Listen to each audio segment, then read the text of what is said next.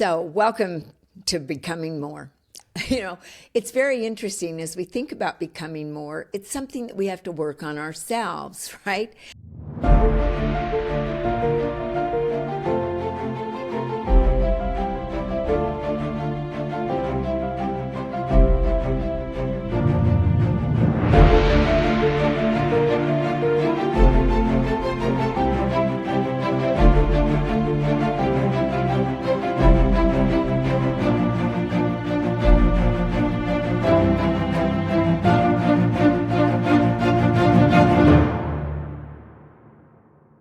And to become more as a team member, what does it actually take? The power of teamwork in business. I mean, have you ever watched a team that works so well together that it's almost like it's effortless, for heaven's sakes, that everyone knows their role, everyone carries their part, everyone moves with purpose. Yet people have different purposes in life, for heaven's sakes. Yet we have to have one purpose for the team. I mean, have you ever watched another team where everybody's busy yet nothing seems to get done? Or it's not getting done with the whole team involved. People are working, meetings are happening, messages are flying back and forth, yet the energy is being spent. Well, the difference, I believe, is activity versus alignment. See, in business, teamwork is one of the greatest advantages that a company can actually build. So what kind of a team do you have? Because teamwork does not happen just because people are in the same room. You actually have to care about each other. You have to not just have the same payroll or be on the same Zoom call. You actually desire to pay attention to everybody on the team. And teamwork happens when people choose to put the mission above anything else, the goal above their ego, and the team above their personal comfort. That's where business begins to grow. One person can start something, one person can carry something, and yet can they carry it for a long time? One person can actually create momentum, yet somebody else can pull it down. No meaningful business grows to the highest level through one person alone. It does take a team.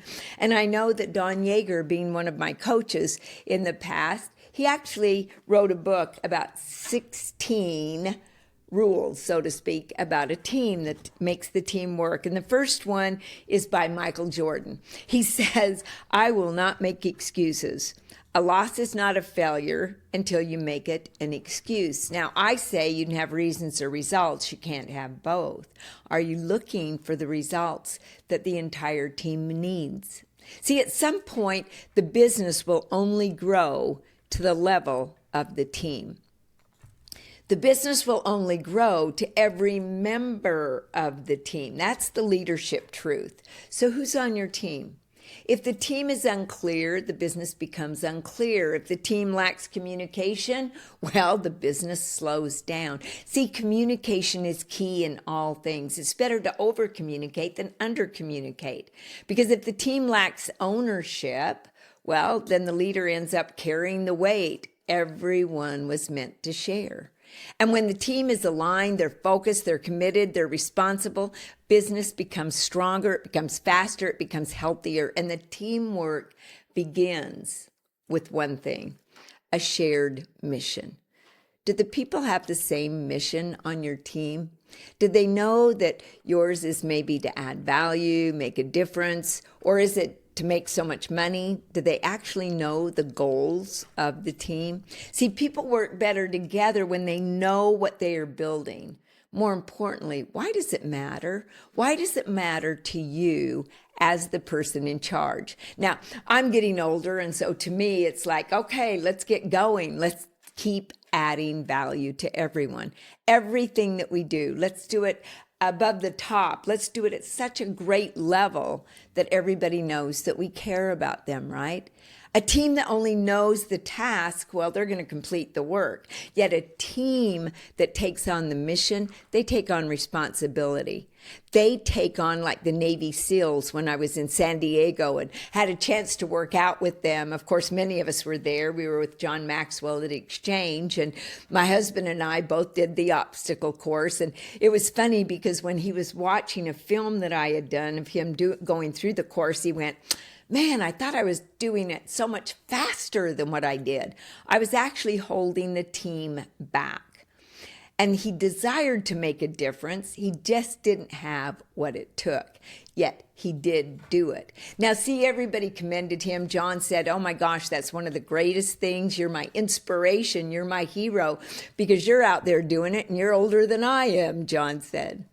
Well, see, when someone is just sending an email or it feels like one more thing on the list, yet when we look at that email as who's on the other side of the email and what we can do to help them, when they understand that that email brings somebody into the room, that brings somebody into your group, that this business can always improve. And that's what it's all about in teamwork. A teamwork like Peyton Manning, who sat on the front row when they were doing a real estate seminar. And the person giving it said, "Peyton, I mean, come on, you're here on the front row. You own so many investment properties. Why are you here? This is the basic." And he said, "Because if I'm here with the team, they'll be here with me on Sunday. And I need everybody behind me on Sunday." So think about that. Are you showing up for your team and are they showing up for you? Because when someone knows that they're just making a phone call, it might feel like a very small thing, yet to the team, it's a big thing. When someone understands that that phone call is important, that that person is important, because leaders get to connect to the work, they also get to connect to the why, yet so does the team. Is the team connected to why you're around? Because people desire to know that their work matters. Does their work matter? Are they doing it at the highest level? Are you as the leader working to help them do it at the highest level? Or are they just interested in checking off boxes? Because a lot of times that's what it's about. See, a strong team understands the mission, and the second part of teamwork is clarity. Now, I don't know about you. I don't do all of this right. I'm giving this because we want to become more, right? Many teams are not failing because the people don't care. They're struggling because the expectations are unclear. Unclear expectations create confusion. Confusion creates hesitation. Hesitation, well, that creates delay. And delay, that creates frustration. See, a great team does not guess what matters. They know what matters, and they know the goal, and they know the standard, and they know that they desire to take care of each other. They say, what is that person going through? They know when something is due, and they work to make certain that it's completed. They know how to communicate when something changes, and they know that everybody needs to know about it, because clarity is kindness in business. Without clarity, there's no kindness. When a leader says, "Oh, just handle it," now I don't know if you've ever done that, I'm sure I have, that may sound like empowering, yet it can create uncertainty in the minds of the people that are following or in the team members. When we hold back something that really needs to be communicated, or maybe we don't think it's important, it's better to actually communicate than not communicate at all. See, a better question is, what does done look like? Have you ever asked somebody what done actually looks like? See, that one question can actually save hours of rework. What does done look like? What is the deadline? Who approves it? Who is involved? What could go wrong? How will we know that this worked? Now, John Maxwell's taught me many things. He was my coach for many years and has been a mentor of mine for over 29 years, thereabouts, right? And one of the things that was so interesting is he said, your team should be taking things off your plate so you can do the 5 top things that matter. So what are your 5 things? He calls it the rule of 5. What 5 things actually matter for you to do. The more clarity a team has on the front end, well, the less cleanup there is on the back end. Teamwork also requires ownership. Ownership means a person does not just hold a task, they actually carry the responsibility that goes along with that task. And there's a difference between saying, hey, I sent the message, and saying, hey, the person responded, and the next step is scheduled. See, they're always thinking ahead. A team is always clearing the way for other team members, and one of those tasks is completion. The other is ownership. In a strong business, team members, they don't drop the ball and point where it fell. They pick it up, they communicate, and they keep moving. You got to communicate with the person that they dropped the ball, though, because ownership sounds like, hey, this is what happened, this is what I learned from it, this is what I believe I should do next. That sounds like ownership, right? And this is what I'm working on right now. It's so good for the team to know, and it helps with teamwork. Another thing that Don Yeager taught me was I will do the necessary homework to make each day, each meeting, as productive as possible. Do you come prepared for like a stand-up meeting that we have every day? Do you come prepared with what the team needs to know? Have you even thought about it, or do you wait until the meeting starts and go, oh, wow, what should I be saying to the team, right? Because this is where support really does help. It's the kind of ownership that builds trust. And let's face it, everybody wants to be trusted, yet just barely getting things done, well, that might build trust, yet the deep trust is when you really think about the other people on the team. The trust is actually currency for teamwork. A team without trust, well, it wastes energy. They're too busy protecting each other. A team with trust, well, they spend energy building something meaningful, because energy is so powerful. I mean, trust grows when people do what they say they will do, not once, it's consistently. And they're consistent in thinking about what is next. That's what's great about teamwork, because one person, no one succeeds alone, and one person cannot do everything or think of everything. Consistency is one of the most underrated business builders that there are. I mean, especially around trust. See, when someone follows through again and again, and they communicate back that they followed through again and again, well, pretty soon the team relaxes, and all of a sudden they don't need to know what's happening, right? They just know it already. And then, of course, communication is a choice. A team is not built in one meeting. It's built on daily choices. Choice to communicate, and the choice to follow through, the choice to actually own the outcome no matter what happens. And if it didn't work, at least learn from it and say, hey, this is what I did, and this is what I learned from it. Also, a choice is to give credit to people that do things. I've heard so many people use quotes, and they never give credit to the people that actually said it. You know, it's like, oh, hey, I came up with this all by myself. No, they didn't. The choice, they made a choice to either honor the person that helped them or to deflect. The choice to receive feedback. Oh my goodness. When people go on the defense, it reminds me of a story that it's a great story. Now, the gentleman that this happened to is Kevin Turner. Kevin Turner is the only man that I know that worked for Bill Gates and for Sam Walton. Think about that. 2 great icons, right? Well, here is Kevin Turner, and during his job, he had to report to a person called Mr. Glass. And he goes in with his yellow pad, because everybody used a yellow legal pad, right? And he had his pen, and he walks into the meeting, and Mr. Glass said, I have 3 things for you, Kevin.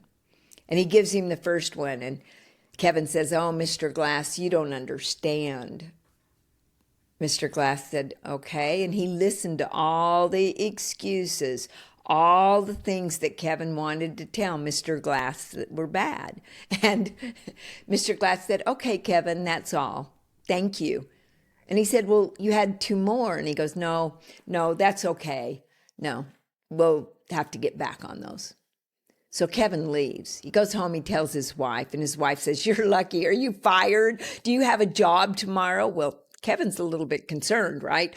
So he goes and he calls Barbara, Mr. Glass's EA. Barbara said, yeah, we thought you'd be calling today, but no, Mr. Glass doesn't have time for you. The next day he called Barbara and said, does Mr. Glass have time for me? And she said, no, Kevin, Mr. Glass doesn't have time for you. Third day, fourth day. I mean, this goes on for 2 weeks. And he calls again and he goes, Barbara, does Mr. Glass please have time for me today? And Barbara said, yeah, we thought you'd be calling again today. And yes, he'll see you at 1 o'clock. So Kevin walks in, man, he's got his pen, he's got his yellow legal pad, and he sits down and he says, what do you have for me, Mr. Glass? Mr. Glass tells him, and he said, yes, sir. Do you have another? And he said, yes. And he gives him another. And he said, thank you, sir. Do you have another? And he said, yes, I do, Kevin. He said, you were uncoachable because you pushed back on what I was saying. You had all these reasons, all these excuses as to why the results were not happening. And you know what? If you're not coachable, we don't need you. Think about it. When someone gives you feedback, are you coachable? Do you listen to the feedback or do you make excuses and reasons? Because see, the real choice that we have to make every day as a team is to protect the mission. What is the mission? The choice to value people, especially the leader. Because business is better when people are actually working together. Right? Not working apart, like, hey, I'm smarter than you, so I'm going to tell you how to do things, right? But when a team learns how to work together with purpose, with clarity, with ownership, with humility, that's a big word that comes into play too, not their ego thinking that they have all the answers. They communicate, they trust, and they do more than is necessary to complete a task. So they build something that actually lasts. Think about that. That's the power of teamwork in business. And another one, get his book, right? The Great Teams, 16 Things High-Performing Organizations Do Differently. It's a great book. And I'll give you one more of those 16 things that he taught me.